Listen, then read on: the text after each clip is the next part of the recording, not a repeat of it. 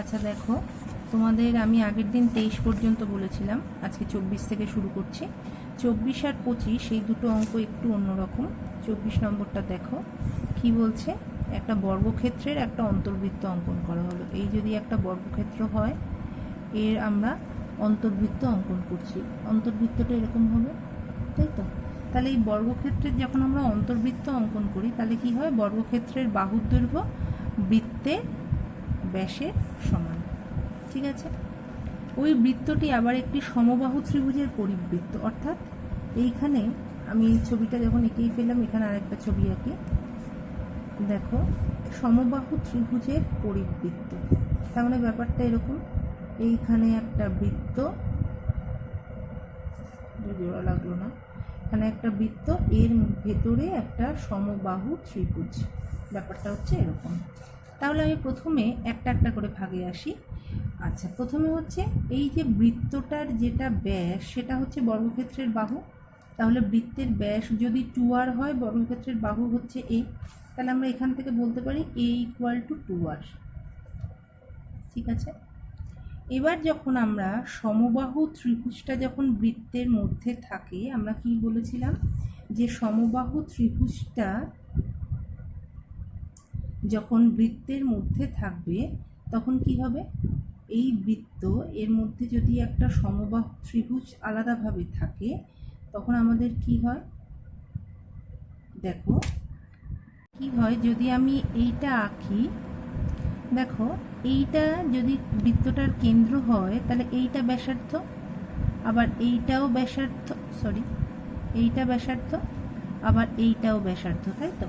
এবার দেখো, এই বরাবর সমবাহু ত্রিভুজের কি থাকে? সমবাহু ত্রিভুজের উচ্চতা থাকে। তো তোমরা আগের দিন আমরা করেছিলাম 21 নম্বর অঙ্কটায় যে সমবাহু ত্রিভুজের এই উচ্চতাটা এই উচ্চতাটা কি হয়? কেন্দ্রতে, এই ভর কেন্দ্রতে যেখানে তিনটে উচ্চতা একসাথে বা মধ্যমা একসাথে মিলিত হয়, ভর কেন্দ্রের 2:1 অনুপাতে বিভক্ত হয়। সেটা যেখানে বিভক্ত হচ্ছে সেটা হয়ে গেল কি? সেটা হয়ে গেল এই পরিবৃত্তটার ব্যাসার্ধ। তাহলে সমবাহু ত্রিভুজের যদি আমরা বাহুর দৈর্ঘ্য জানি, আমরা উচ্চতা বার করতে পারি। যদি উচ্চতা জানি, সেখান থেকে এই পরিবৃত্তের ব্যাসার্ধটা কি অনুপাতে ভাগ হয়? পরিবৃত্ত আর অন্তর্বৃত্তের ব্যাসার্ধ 2:1 অনুপাতে ভাগ হয়, এটা বলেছিলাম আগের দিন। তাহলে পরিবৃত্তের ব্যাসার্ধ 2/3 ইন্টু উচ্চতা, আর অন্তর্বৃত্তের ব্যাসার্ধ 1/3 ইন্টু উচ্চতা, তাই তো? তাহলে পরিবৃত্তের ব্যাসার্ধটা তাহলে কত হবে? এখানে কি দিয়ে দিয়েছে? বর্গক্ষেত্রের বাহু দিয়ে দিয়েছে না, সমবাহু ত্রিভুজের বাহু। তাহলে বাহু = 4√3 সেমি। অতএব উচ্চতা কি হবে? সমবাহু ত্রিভুজের উচ্চতার সূত্র হচ্ছে √3/2 ইন্টু বাহু। তার মানে হলো √3 আর √3 গুণ করলে 3, 2 দিয়ে কাটতে হচ্ছে 2, তার মানে 3 × 2 = 6 সেমি। ঠিক আছে? এটা হলো 6 সেমি, এটা হলো 6 সেমি। তাহলে উচ্চতাটা যদি 6 সেমি হয়, তাহলে পরিবৃত্তের ব্যাসার্ধ কত? পরিবৃত্তের ব্যাসার্ধ কত? 2/3 ইন্টু h, তার মানে 2/3 ইন্টু 6, তাহলে এত সেমি, তার মানে হলো 4 সেমি। এটা যদি 4 সেমি হয়, তাহলে বৃত্তের ব্যাস কত? ব্যাসার্ধ যদি, তাহলে বৃত্তের ব্যাস, তার মানে 4 ইন্টু 2 সমান 8 সেমি। তাহলে বৃত্তের ব্যাস সমান বর্গক্ষেত্রের বাহু। তাহলে কর্ণ কত হবে? বর্গক্ষেত্রের কর্ণ বাহু √2 সেমি। আশা করি বুঝতে পারলে সবাই অঙ্কটা। এই একটা অঙ্ক করলে কিন্তু পুরো এই অন্তর্বৃত্ত পরিবৃত্তের বিষয়টা ত্রিভুজ আর বর্গক্ষেত্রের মধ্যে বোঝা হয়ে যাবে। 25 নম্বরটা কি বলছে? একটি তারকে দুটো সমান অংশে ভাগ করা হলো, একটি অংশকে বর্গাকারে, অপর অংশকে বৃত্তাকারে বাঁকানো হলো। আচ্ছা, আমরা তারটার দৈর্ঘ্য ধরলাম 2a আমাদের সুবিধার জন্য। তার কারণ হচ্ছে, আমি যদি a ধরি তাহলে অর্ধেক করলে a/2 আসবে। আমি তারের দৈর্ঘ্য ধরলাম 2a, তাকে দুটো সমান খণ্ডে ভাগ করা হলো, একটা a আর একটা a। তাহলে এই যে তারটার দৈর্ঘ্য যখন এ হচ্ছে, যখন এ একটাকে বেঁকিয়ে কি করা হলো, বর্গাকার করা হলো, তাহলে এই যে তারটার যেটা পরিসীমা সেটা হচ্ছে এ, আরেকটাকে বৃত্ত বানানো হলো, তাহলে বৃত্তের যেটা পরিধি সেটাও হচ্ছে এ। এবার কি বলছে,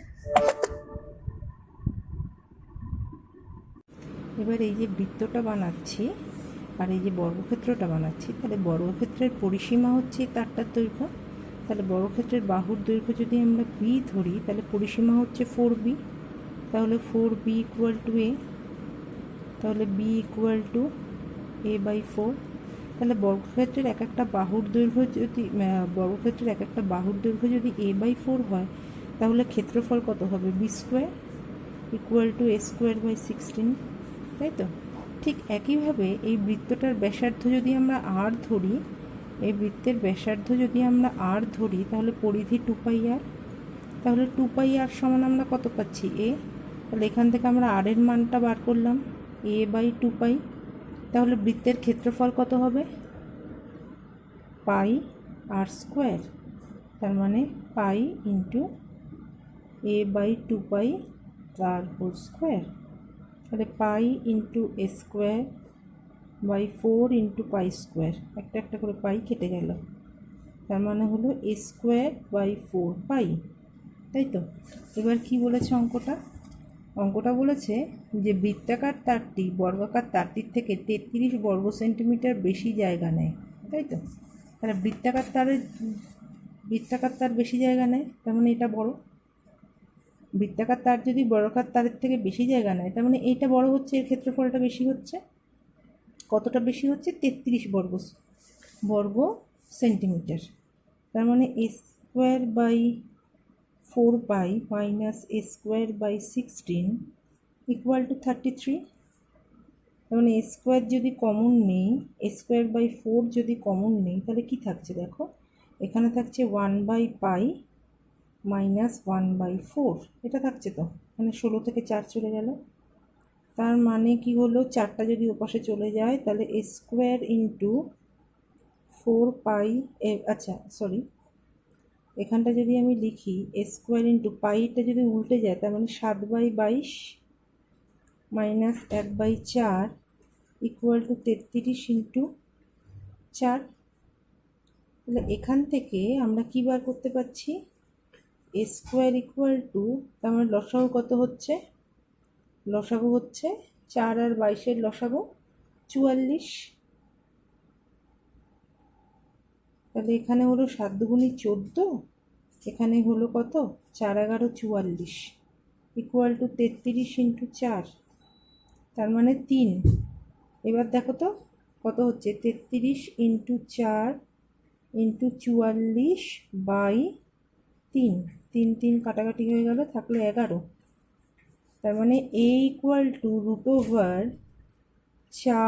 ইন্টু 4, 44 থেকে পাচ্ছি 11 ইন্টু 4, এখানে একটা 11 ইন্টু 11, তাই তো।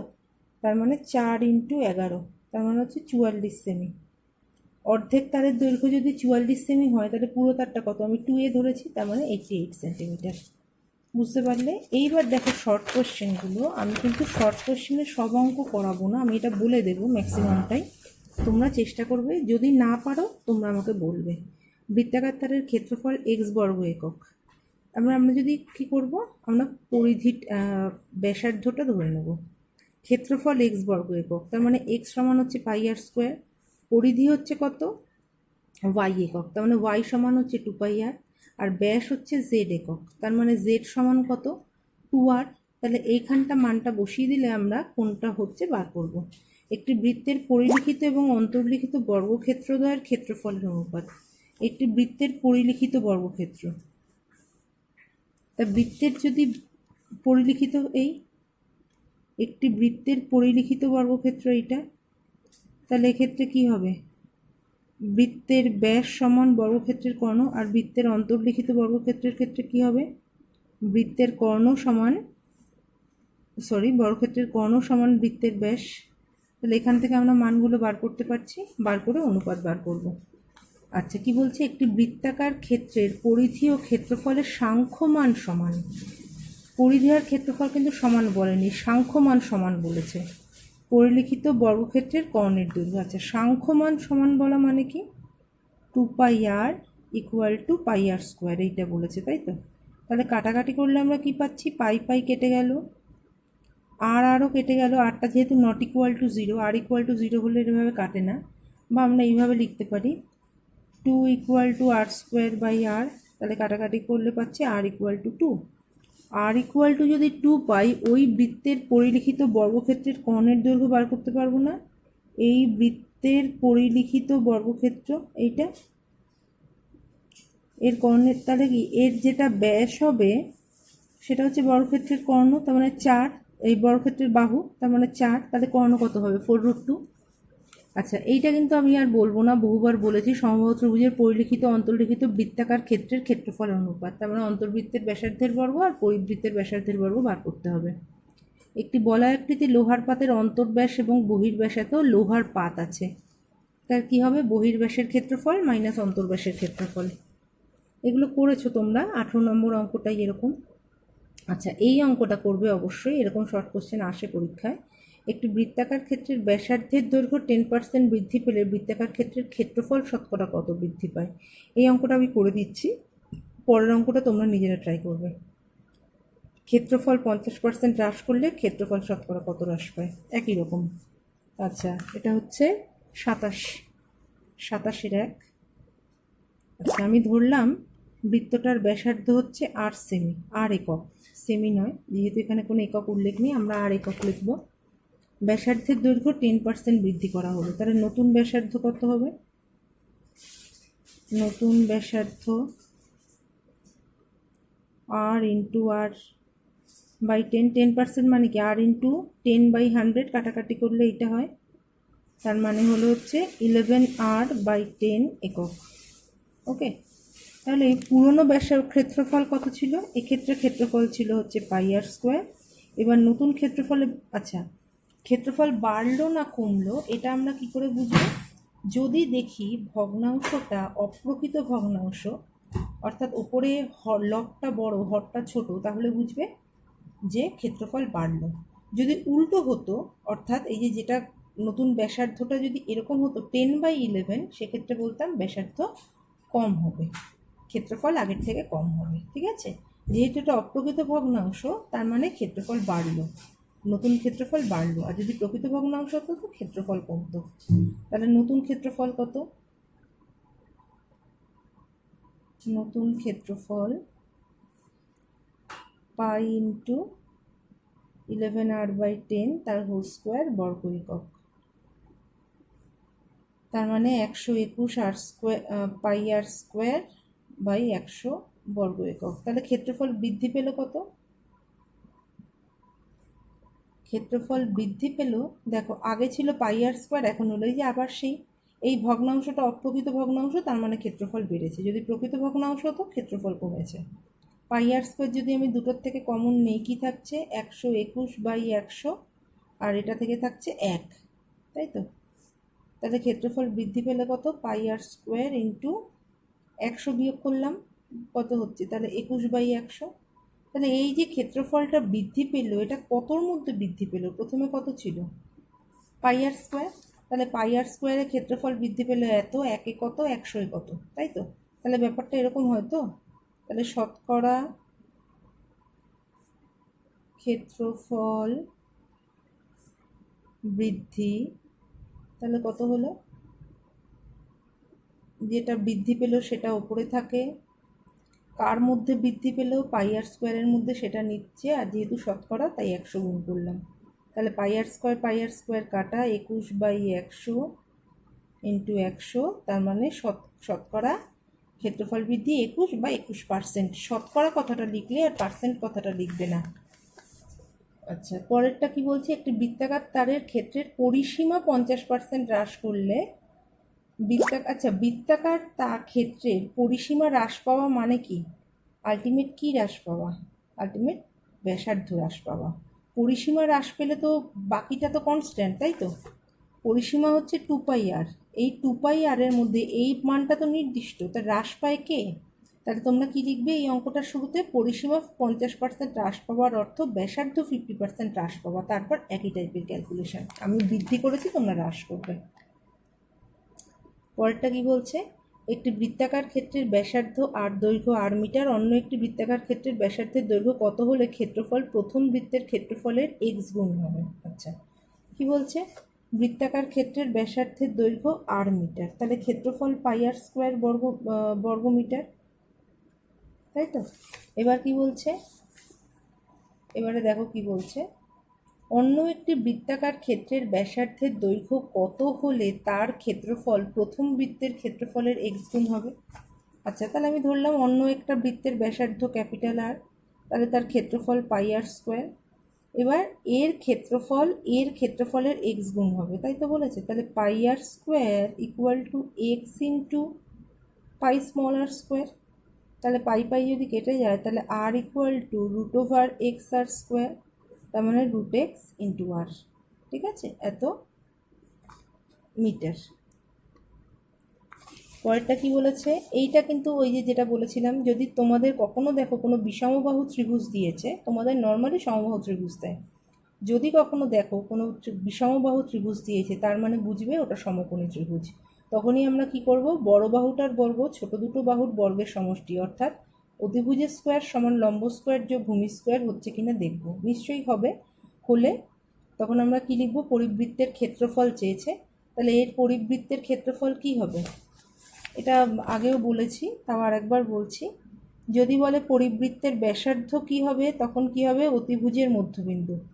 আমরা এটাকে দেখাবো, এটা একটা সমকোণী ত্রিভুজ, তারপর বলবো সমকোণী ত্রিভুজের ক্ষেত্রে অতিভুজের মধ্যবিন্দু পরিবৃত্তের ব্যাসার্ধ। আর যদি ক্ষেত্রফল বলে হাফ ইন্টু লম্ব ইন্টু ভূমি। ঠিক আছে। পরেরটা কি বলছে? সমবেদ বিশিষ্ট একটি টিনের পাত থেকে তিনটি বৃত্তাকার চাকতি কেটে নেওয়া হলো। বৃত্তাকার চাকতি থেকে তিনটি ব্যাসের দৈর্ঘ্যের অনুপাত এত হলেও ওজনের অনুপাত কত হবে? আচ্ছা, ওজনের অনুপাত কি হবে? তাদের ক্ষেত্রফলের অনুপাতের সমান। তাদের ব্যাস যদি এই হয়, ধরো বৃত্তের ক্ষেত্রে ব্যাসের অনুপাত, আমি একটা উদাহরণ দিই। ধরো তিনটে পাতের ব্যাস হচ্ছে 2r 2x 2y যদি হয়, তাহলে ব্যাসের অনুপাত কত হচ্ছে? r:x:y। তার মানে ব্যাসের অনুপাত ব্যাসার্ধের অনুপাতের সমান হয় তো?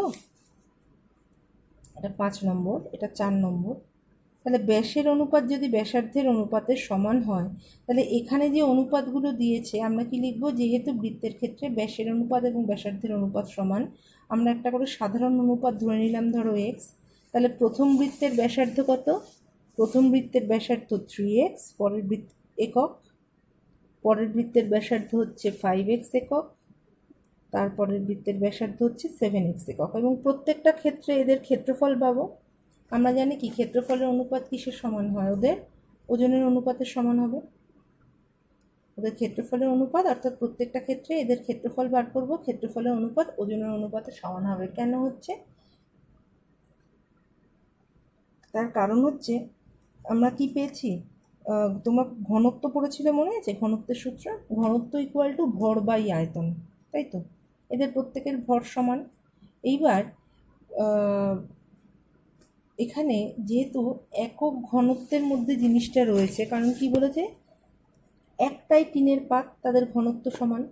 এক্ষেত্রে ভরটাকেই আমরা ওজন হিসেবে ধরছি, এখানে ভরটাকে ওজন হিসেবে ধরা হচ্ছে। তাহলে আয়তন কিসের সমান হয়? আয়তন হচ্ছে ক্ষেত্রফল ইন্টু উচ্চতা। এটা তোমরা ক্লাস 10-এ গিয়ে পাবে। তাহলে আমরা বৃত্তের ক্ষেত্রফল বার করছি। এবার উচ্চতা কি? এই উচ্চতাটা হচ্ছে সমবেদ, অর্থাৎ এই কতটা উঁচু। একটা ধরো চাকতি কাটা হলো, চাকতিটার নিচটা যদি এরকম হয় তো এইটাকে বলা হচ্ছে বেদ। তার মানে এইটা হচ্ছে ক্ষেত্রফল, এইটা হচ্ছে উচ্চতা, সেটা ওর আয়তনের সমান। তাহলে সমবেদ বিশিষ্ট হলে তার মানে কি হবে? প্রত্যেকটার আয়তনের আর আমাদের আলোচনা করার দরকার নেই, কারণ এই উচ্চতাটা যেহেতু প্রত্যেকটা ক্ষেত্রেই সমান, আমরা যখন অনুপাত করছি এটা বাদ হয়ে যাচ্ছে। তার মানে আমরা কি করব? ক্ষেত্রফলের অনুপাত লিখব ওজনের অনুপাতের সমান বলে, আমরা ক্ষেত্রফলের অনুপাত বার করে সেটাই ওজনের অনুপাতের সমান হবে। ঠিক আছে। তাহলে এই চ্যাপ্টারটা তোমাদের শেষ হলো। এরপরে যদি কারোর কোনো অঙ্কগুলো করে দেখাবে, আর যদি কারোর কোনো প্রবলেম হয় সেটা আমাকে জানাবে।